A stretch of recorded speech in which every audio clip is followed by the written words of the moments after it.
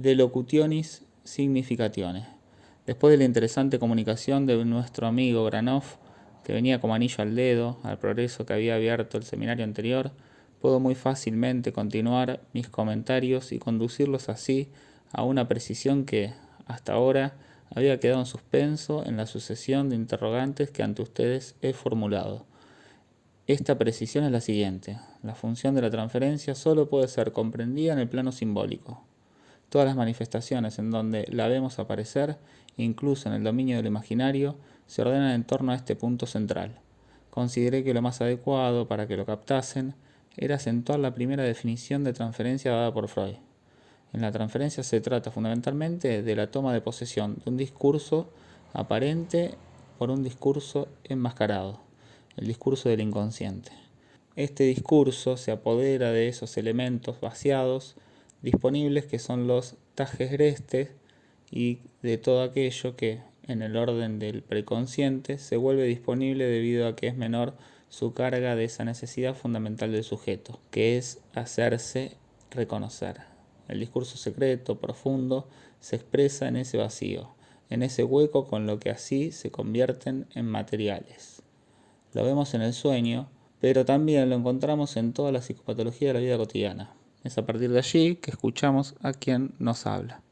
Basta referirnos a nuestra definición del discurso inconsciente, que es el discurso del otro, para comprender cómo él confluye auténticamente con la intrasubjetividad en esa realización plena de la palabra que es el diálogo. El fenómeno fundamental de la revelación analítica es esta relación de un discurso con otro que lo toma como soporte. Ahí es donde se manifiesta ese principio fundamental de la semántica, según el cual todo semantema remite al conjunto del sistema semántico, a la polivalencia de sus empleos. Así, para todo lo que es propiamente lenguaje, en tanto es humano, es decir, utilizable en la palabra, nunca hay univocidad del símbolo. Todo semantema tiene siempre varios sentidos. A partir de aquí desembocamos en esta verdad absolutamente manifiesta en nuestra experiencia, y que los lingüistas conocen bien, que toda significación no hace más que remitir a otra significación. Los lingüistas tomaron así su partido, y desarrollaron hoy su ciencia en el interior de ese campo. No hay que creer que esto se desarrolla sin ambigüedades, y que para Ferdinand de Saussure, quien lo percibió claramente, las definiciones se hayan dado siempre de modo perfectamente satisfactorio. El significante es el material audible, lo cual no significa que sea el sonido. Todo lo que pertenece al orden de la fonética no está incluido forzosamente en la lingüística en tanto tal.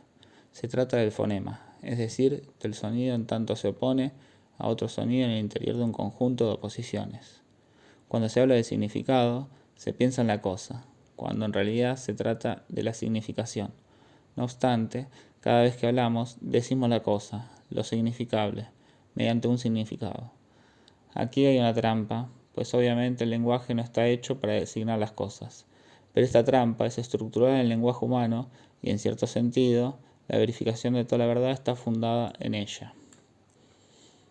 Durante una entrevista que tuve recientemente con la persona más eminente que tengamos en Francia en esta área y que legítimamente puede ser calificada de lingüista, Benveniste, se me señalaba que había algo que nunca se había puesto en evidencia. Quizás ustedes, que no son lingüistas, se sorprenderán. Partamos de la noción de que la significación de un término debe definirse por el conjunto de sus posibles empleos. Esto también puede extenderse a grupos de términos y, en verdad, no hay ninguna teoría de la lengua que no tome en cuenta los empleos de los grupos, es decir, de las locuciones y también de las formas sintácticas. Pero hay un límite, y es el siguiente: la frase no tiene empleo alguno. Tenemos entonces dos zonas de significación. Esta observación es muy importante, pues estas dos zonas de significación quizás sean algo a lo cual nos referimos, ya que son una manera de definir la diferencia entre la palabra y el lenguaje. Un hombre tan eminente como Benveniste ha hecho recientemente este descubrimiento. Es inédito y me lo confió como la línea actual de su pensamiento. Esto puede inspirarnos múltiples reflexiones. En efecto, al padre Bernard se le ocurrió decirme: todo lo que usted acaba de enunciar sobre el tema de la significación, ¿acaso ¿no estaría ya enunciado en el Disputatio de Locutionis Significatione, que constituye la primera parte del De Magistro? Le contesté: usted habla como un sabio. Este texto ha dejado huellas en mi memoria y en el interior mismo de lo que les enseñé la vez pasada. No hay que menospreciar al hecho de que las palabras que le dirijo obtengan tales respuestas, incluso tales conmemoraciones, como se expresa San Agustín, lo cual es, en latín, el equivalente exacto de rememoración. La rememoración del reverendo padre Bernard viene tan a punto como los artículos que nos trajo Granoff. Resulta ejemplar comprobar que los lingüistas, si es que pudiéramos reunir a través de los tiempos una gran familia que llevara este nombre, los lingüistas, tardaron 15 siglos en volver a descubrir, cual un sol que se eleva nuevamente, como una aurora naciente, las ideas ya expuestas en el texto de San Agustín, uno de los más admirables que puedan leerse. Fue un placer para mí releerlo en esta ocasión. Todo lo que acabo de decir acerca de la significante y el significado está allí, desarrollado con espléndida lucidez, tan espléndida que me temo que los comentadores espirituales que se han librado a su exégesis no siempre hayan percibido toda su sutileza. Piensan que el profundo doctor de la Iglesia se pierde en esta ocasión en cosas harto fútiles. Estas cosas fútiles son, ni más ni menos, lo que hay de más agudo en el pensamiento moderno sobre el lenguaje. R.P. Bernard. Solo tuve 6 o 7 horas para explorar un poco este texto. Solo puedo pues hacerles una pequeña introducción. ¿Cómo traduce usted de locunutis significatione? R.P. Bernard. De la significación de la palabra. Sin lugar a dudas, locutio es palabra. R.P. Bernard, oratio es el discurso. Podríamos decir de la función significante de la palabra, ya que más adelante tenemos un texto en el que significatio tiene en efecto este sentido. Aquí palabra está empleada en sentido amplio. Es el lenguaje que funciona en la elocución, incluso en la elocuencia. No es la palabra plena, tampoco la palabra vacía, es la palabra en su conjunto. ¿Cómo traduciría en latín palabra plena? R.P. Bernard. Hay una expresión, sentetia plena. El enunciado pleno es aquel donde no solo hay un verbo, sino también un sujeto, un nombre. Eso significa sencillamente la frase completa, no es la palabra. San Agustín intenta demostrar aquí que todas las palabras son nombres. Para ello emplea varios argumentos. Explica que toda palabra puede ser empleada como nombre en una frase, si es una conjunción de subordinación. Pero en la frase el si me desagrada, esta palabra es empleada como nombre.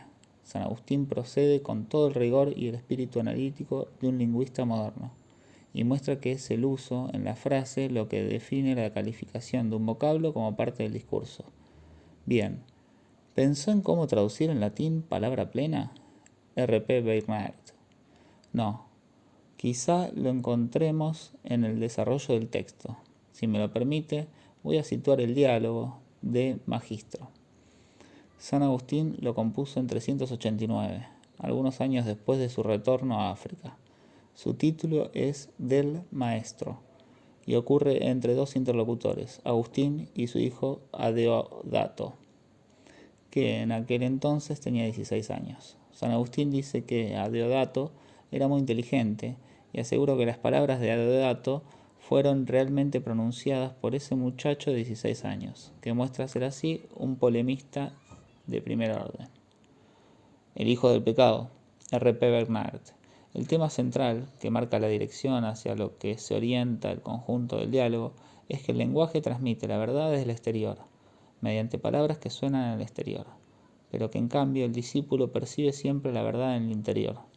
Antes de llegar a esta conclusión, hacia la cual se precipita la discusión, el diálogo serpentea largamente y propone una doctrina del lenguaje y de la palabra de la que podemos extraer cierto provecho. Presento sus dos grandes partes. La primera es la Disputatio de Locutionis Significatione, discusión sobre la significación de la palabra. La segunda parte se llama Veritatis Magister Solus est Christus, Cristo es el único maestro de la verdad. La primera parte se divide a su vez en dos secciones. La primera, llamada sintéticamente de signis, se la traduce bastante desacertadamente por acerca del valor de las palabras. No es así, pues no puede identificarse signum y verbum. La segunda sección lleva el título Signa ad dicenum nihil valent. Para aprender de nada sirven los signos. Empecemos por sobre los signos. Pregunta de Agustín a su hijo: ¿qué queremos hacer cuando hablamos? Respuesta: queremos enseñar o aprender, según estemos en la posición de maestro o en la de discípulo. San Agustín intentará mostrar que, aun cuando se quiere aprender y se pregunta para aprender, también se está enseñando. ¿Por qué? Porque se enseña a aquel a quien uno se dirige en qué dirección queremos saber. Surge, en consecuencia, una definición general. ¿Ves, pues, querido, que con el lenguaje no se hace sino enseñar? ¿Me permite una observación? ¿Captan hasta qué punto estamos desde el comienzo en el corazón mismo de lo que intento explicar con mi enseñanza? Se trata de la diferencia entre la comunicación mediante señales y el intercambio de la palabra interhumana.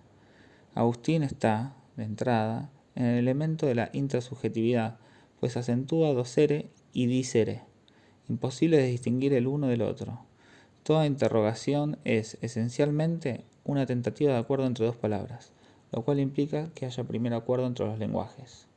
Solo hay posibilidad de intercambio a través de la identificación recíproca de dos universos completos de lenguaje. En consecuencia, toda palabra es ya, en tanto tal, una enseñada. No es un juego de signos, no se sitúa a nivel de la información, sino a nivel de la verdad. R.P. Bernard. A Deodato. No pienso que queramos enseñar cuando nadie está ahí para aprender. Cada una de estas réplicas merecería ser aislada. R.P. Bernard.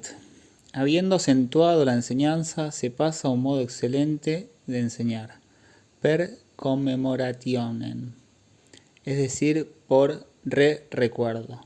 En el lenguaje hay pues dos motivos. Hablamos ya sea para enseñar, ya sea para que los otros o nosotros mismos recordemos. A continuación del comienzo de este diálogo, Agustín plantea la cuestión de saber si la palabra ha sido instituida únicamente para enseñar o para recordar. No olvidemos la atmósfera religiosa en la que se sitúa el diálogo. El interlocutor responde que existe además la plegaria en la que se dialoga con Dios. ¿Podemos creer que Dios recibe de nosotros una enseñanza o un recuerdo? Nuestra plegaria solo precisa palabras, dice exactamente Agustín.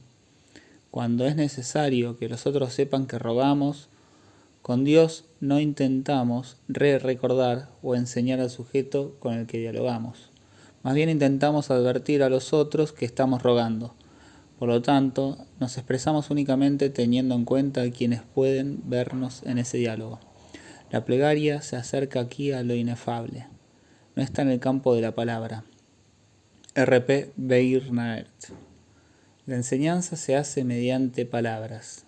Las palabras son signos. Tenemos aquí toda una reflexión sobre el verbum y el signum, para desarrollar su pensamiento y explicitar el modo en que concibe la relación entre el signo y lo significable.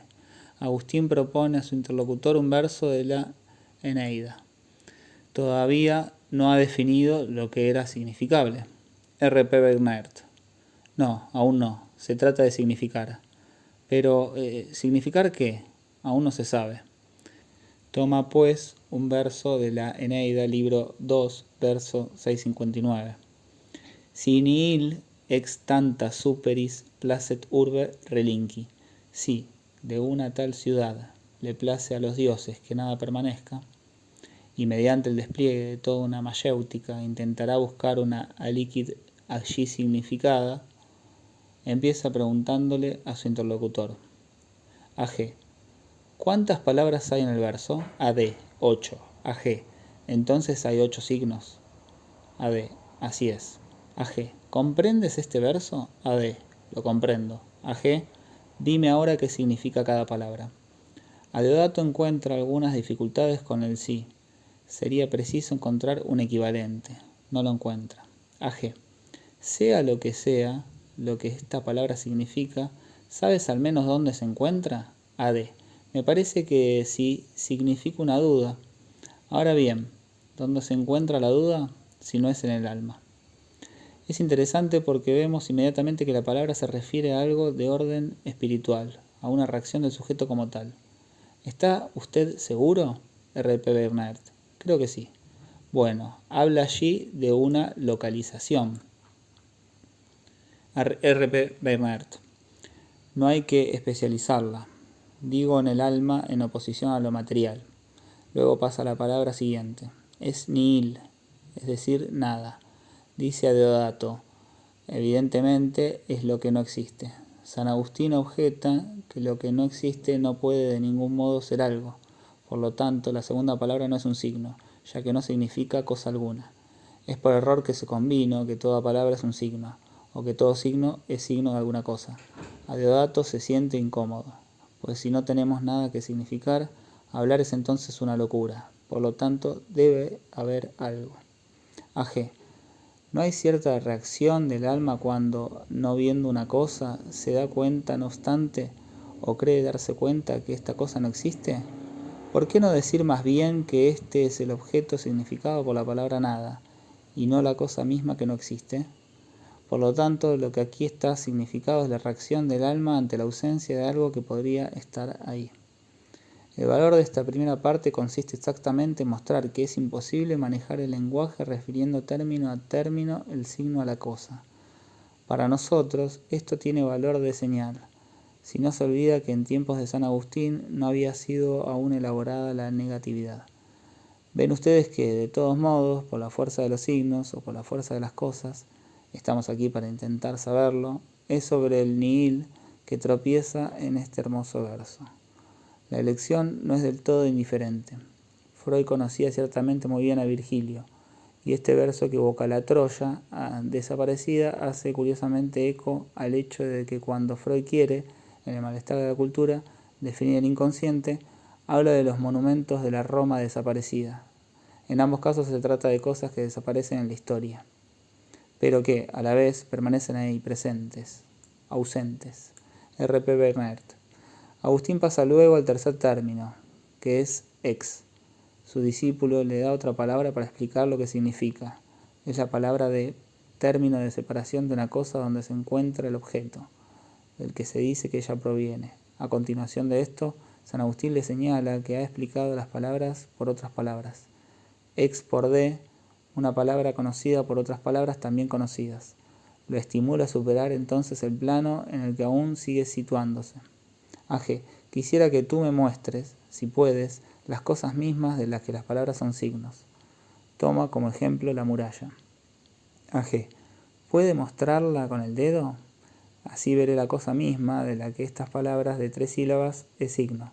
Y tú podrías mostrarla sin recurrir no obstante a palabra alguna.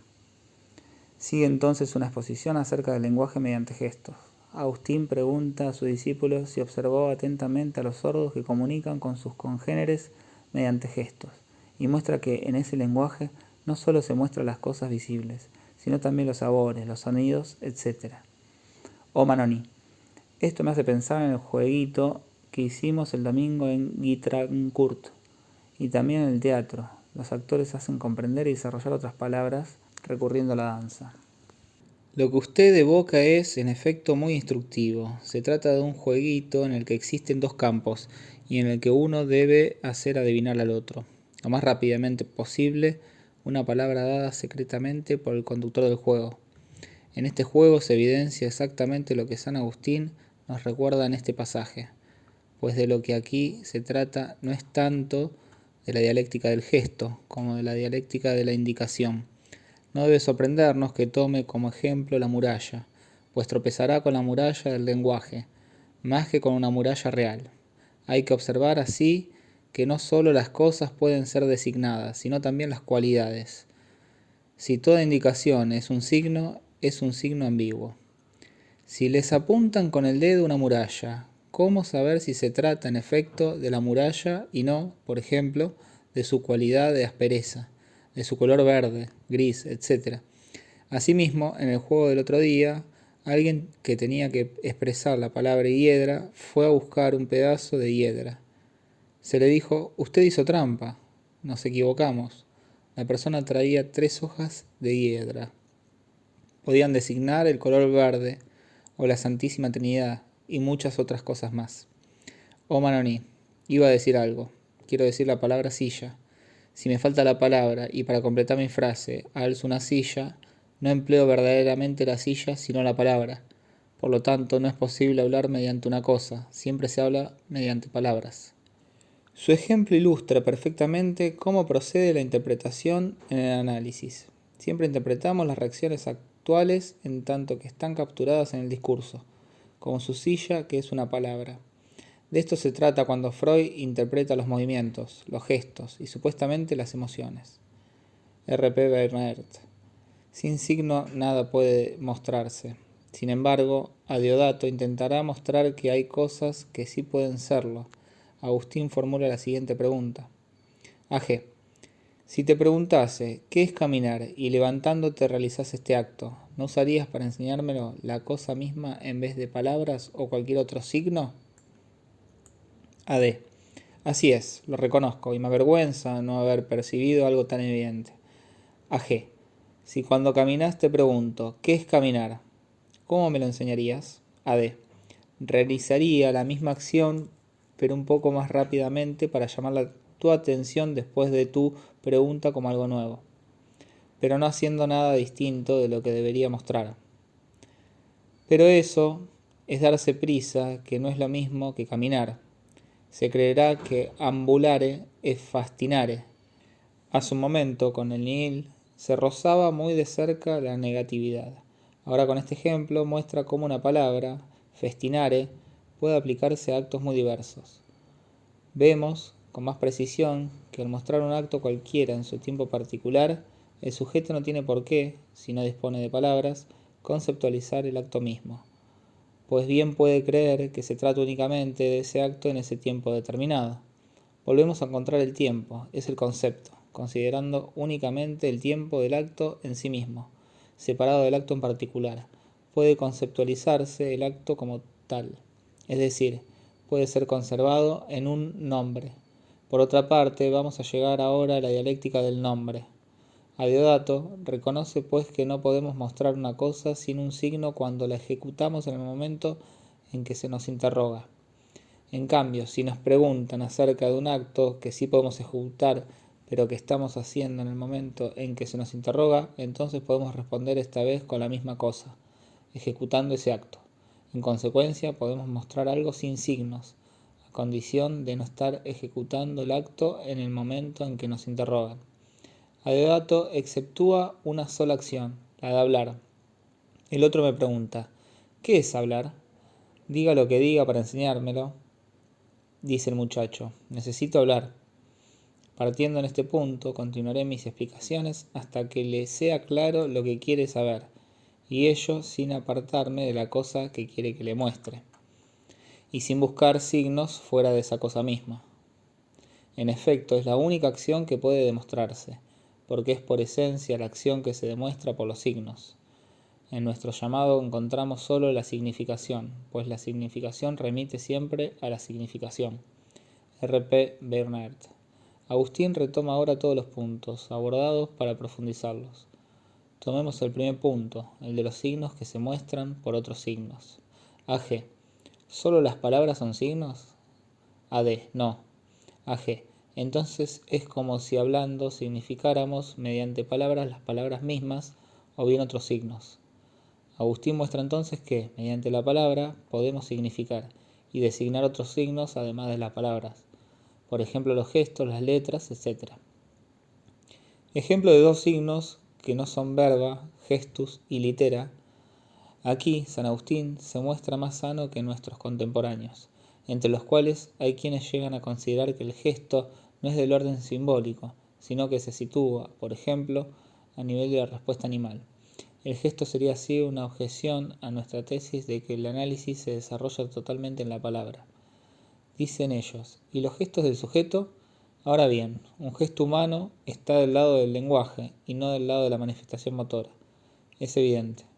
R.P. Bernert. Continúa la lectura. A.G. Estos signos que son las palabras, ¿cuál es el sentido al que se dirigen? AD, al oído, AG. Y el gesto, AD, a la vista, AG. Y cuando nos encontramos ante palabras escritas, son palabras o bien, más precisamente, deben ser consideradas como signo de palabras.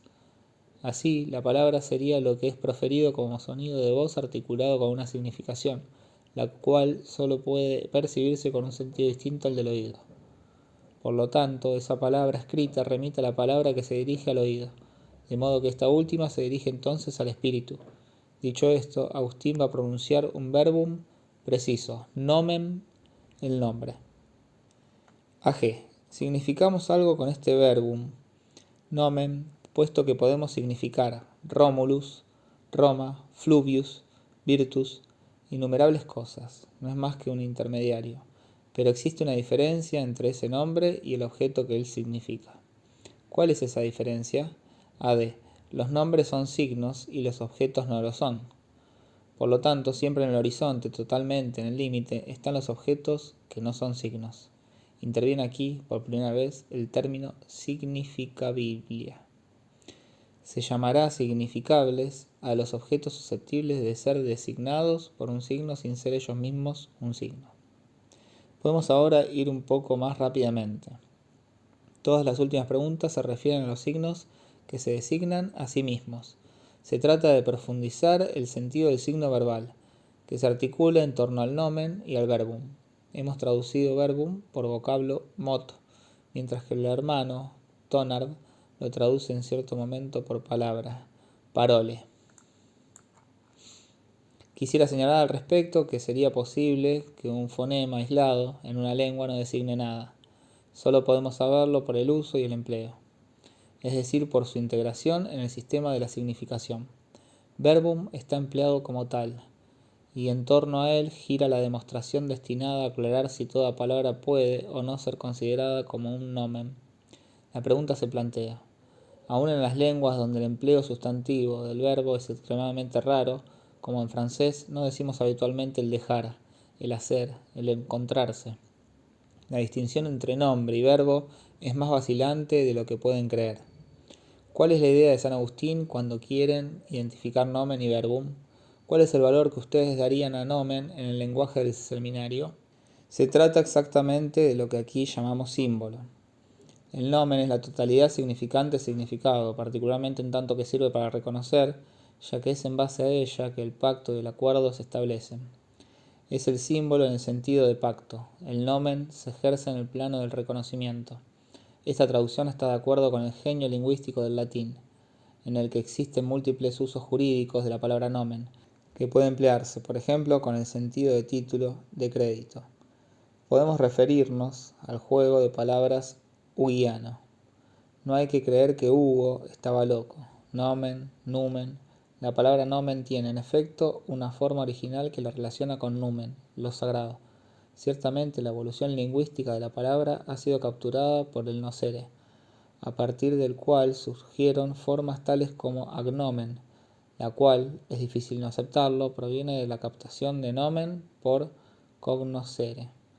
Por los usos jurídicos nos indican suficientemente que no nos equivocamos al reconocer allí una función de reconocimiento, de pacto, de símbolo interhumano. R.P. Bernert. En efecto, San Agustín lo explicita en el pasaje donde habla de expresiones tales como esto se llama, esto se nombra. Esto hace referencia a la noción de intersubjetividad. En otro lugar establece una etimología fantástica de verbum y nomen. Verbum es la palabra en tanto impacta al oído, lo que corresponde a nuestra noción de materialidad verbal. Nomen es la palabra que tanto hace conocer, pero lo que no se encuentra en San Agustín, porque no había leído a Hegel. Es la distinción entre el conocimiento, agnosere, y el reconocimiento. La dialéctica del reconocimiento es esencialmente humana, y como San Agustín se sitúa en una dialéctica que no es atea. R.P. Bernert. Sin embargo, cuando hay lo que se llama, se recuerda, se nombra, se trata de reconocimiento. Sin duda, pero él no lo aísla, porque finalmente no hay, para él, más que un solo reconocimiento, el de Cristo. No obstante, es cierto, el tema por lo menos aparece.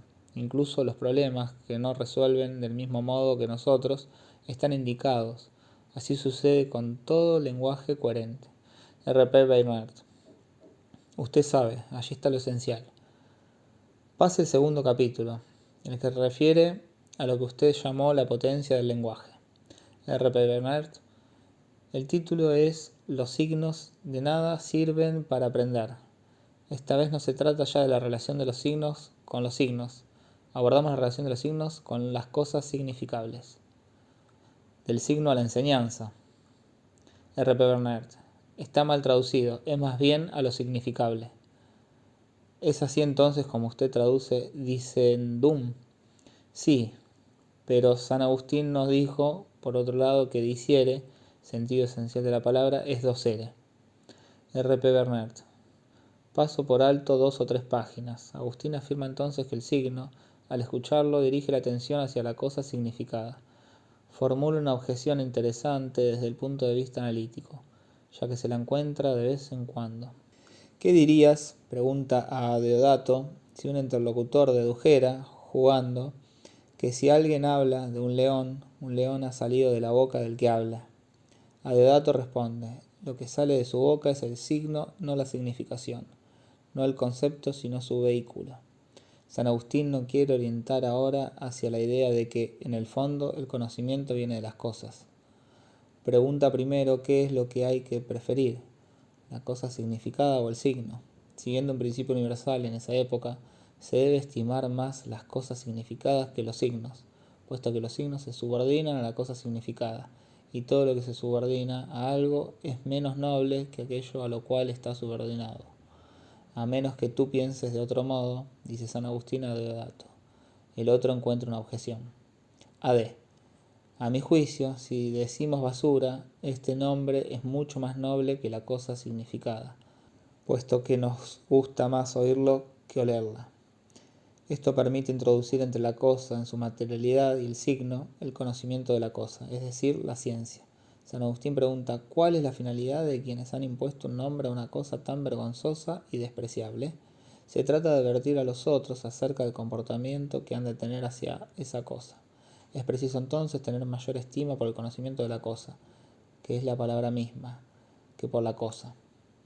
AG. En efecto, debe considerarse que el conocimiento de la basura es mejor que el nombre mismo y debe preferirse este último a la basura misma, pues no hay otra razón para preferir el conocimiento al signo, salvo que éste es para aquel y no aquel para éste.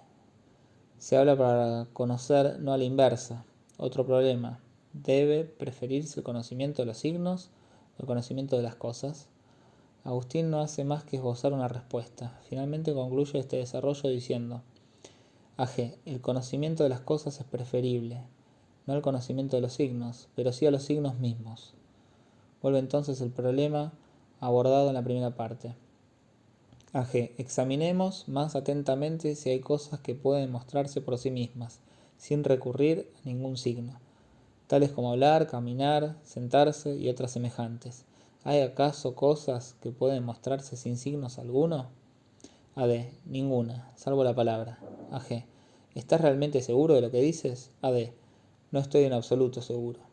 Agustín ofrece un ejemplo de algo que puede mostrarse sin recurrir a un signo que me hizo pensar en la situación analítica. AG. Si alguien que desconoce la caza de pájaros con palos y liga se cruzase con un cazador de pájaros llevando sus pertrechos, que aún no está cazando sino camino a hacerlo, y viéndolo siguiese sus pasos preguntándose asombrado qué significa ese equipamiento, si entonces el cazador de pájaros, viéndose observado, prepararse sus palos con intención de mostrarse y viendo un pajarillo cerca, con ayuda de su bastón y del halcón lo inmovilizara, lo dominara y lo capturara. El cazador de pájaros no habría enseñado así, sin ningún signo, sino a través de su propia acción, a su espectador lo que éste desea saber. AD. Me temo que lo que dije acerca de quien pregunta sobre la marcha ocurre también aquí. No veo, en efecto, cómo el arte del cazador se mostraría aquí totalmente. AG. Es fácil liberarte de esta preocupación. Añado, si nuestro espectador tiene inteligencia suficiente para inferir de lo que observa el conocimiento total de esta arte, para lo que aquí tratamos basta, en efecto, que podamos enseñar sin signos ciertas cosas, si no todas, al menos a algunos hombres. AD. Puedo entonces añadir que si ese hombre es verdaderamente inteligente, una vez que se le haya mostrado la marcha ejecutando algunos pasos, captará totalmente lo que es caminar. AG. Te permito hacerlo, y con placer. ¿Ves? Ambos hemos establecido que sin emplear signos hay quienes pueden ser instruidos en algunas cosas. La imposibilidad de enseñar algo sin signos es pues falsa. En efecto, después de estas observaciones no se trata de una cosa o la otra, sino de las millares de cosas que se presentan a nuestra mente como capaces de mostrarse por sí mismas, sin signo alguno, sin hablar de los innumerables espectáculos en los que todos los hombres exhiben las mismas cosas. A lo cual podría responderse que, de todos modos, lo que puede mostrarse sin signos es ya significativo, puesto que es siempre en el seno de un universo en el cual ya están situados los sujetos, donde los procedimientos del cazador del pájaro cobran su sentido. El padre Bernard me evita, con lo que dice con mucha pertinencia, tener que recordarles que el arte del cazador de pájaros solo puede existir en un mundo ya estructurado por el lenguaje.